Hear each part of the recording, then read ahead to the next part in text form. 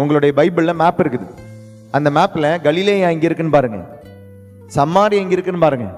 அது பார்த்தா உங்களுக்கு தெரியும், ஒரு ஆன்மாவை பிடிக்கிறதுக்கு இந்த மனுஷன் எவ்வளோ கிலோமீட்டர் நடந்து வந்தார். கலிலேயா வந்து சமாரியா வர, நான் உன்னை மீட் பண்றதுக்கு கடல் கடந்து நாடு கடந்து நடந்து வந்திருக்கிறேன். நான் ஒரு ஆன்மாவுக்காக கிலோமீட்டர் நடந்து வந்த இயேசு கிறிஸ்து ஒரு ஆன்மாவுக்காக வந்தார். அந்த ஒரு ஆன்மாவை தொட்டா ஒரு ஊரே தொடப்படும் தெரியும். ஒரு ஆன்மாவை தொட்டா ஒரு குடும்பத்தையே தொட முடியும்னா இயேசு அந்த ஆன்மாவுக்கு வாழ்வு கொடுப்பார். ஒரு ஆன்மாவுக்காக காத்து நிற்கிறார். இன்னைக்கு உனக்காக காத்து நிற்கிறார். 100 பேரை தேடி நீங்க போகல, தொலைந்து போன என்னை தேடி வந்தீங்க.